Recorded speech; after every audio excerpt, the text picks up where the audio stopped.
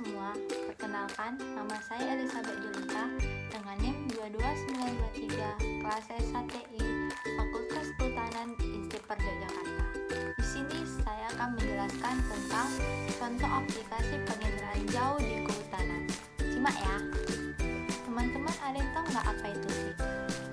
SIG itu singkatan dari Sistem Informasi Geografis, yang artinya adalah sistem komputer yang digunakan untuk memasukkan, menyimpan, memeriksa, mengintegrasikan, memanipulasi, menganalisis, dan menampilkan data yang berhubungan dengan lokasi-lokasi di permukaan bumi. Manfaat SIG di bidang kehutanan salah satunya juga untuk memantau luasan vegetasi dan pengelolaan sumber daya hutan. Selain itu, SIG juga dapat dilakukan untuk menginventarisasi produksi tanaman keras. Contohnya adalah memperkirakan jumlah produksi tanaman keras berdasarkan luas vegetasi. Untuk Indonesia itu sendiri, SIG sedikit banyak telah digunakan untuk bidang lingkungan, khususnya bidang kehutanan. Pada awalnya, perkembangannya di Indonesia, SIG hanya digunakan untuk tujuan pembuatan peta, yaitu pembuatan peta digital. Tapi saat ini telah jauh berkembang, di mana SIG telah digunakan untuk analisis perubahan penggunaan lahan, deforestasi, analisis daerah-daerah rawan kebakaran hutan, analisis habitat suatu satwa, dan banyak lagi. Penggunaan data penginderaan jauh mempunyai beberapa kelebihan sebagai berikut. 1. Citra penginderaan jauh biasanya mencakup area cukup luas. 2. Data digital.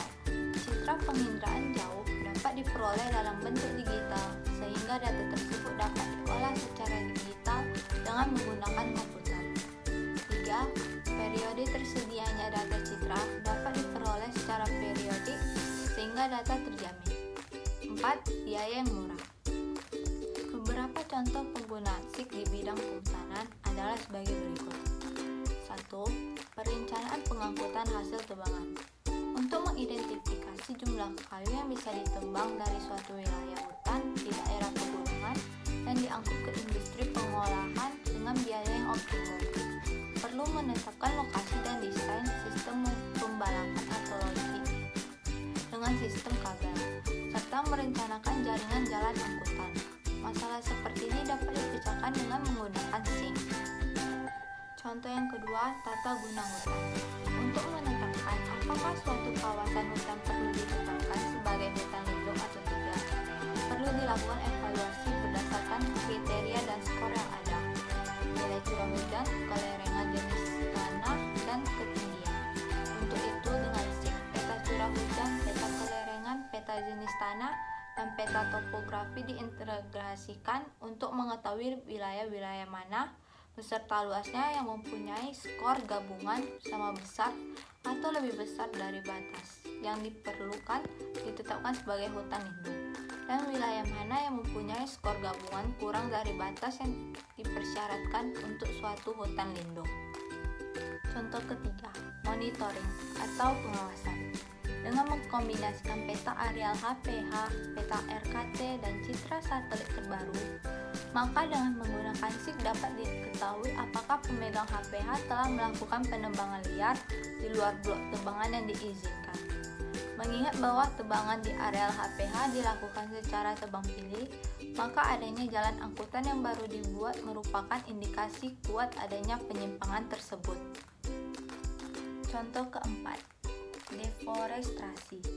Dengan mengkombinasikan peta, batas kawasan hutan, dan citra satelit dengan bantuan SIG, dapat diketahui besarnya perubahan kawasan hutan menjadi non-hutan. Dan dengan menggunakan perhitungan, didapatkan data laju deforestasi dari kawasan hutan, baik tingkat nasional maupun tingkat provinsi. Contoh kelima, kebakaran hutan. SIG telah digunakan untuk mengidentifikasi kawasan-kawasan yang rawan akan kebakaran dengan analisis beberapa data biofisik seperti curah hujan, temperatur, pH.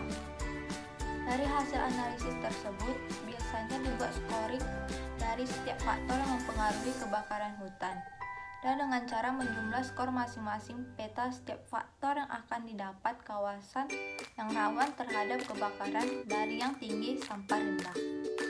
Sekian video dari saya, lebih dan kurang mohon maaf. Terima kasih.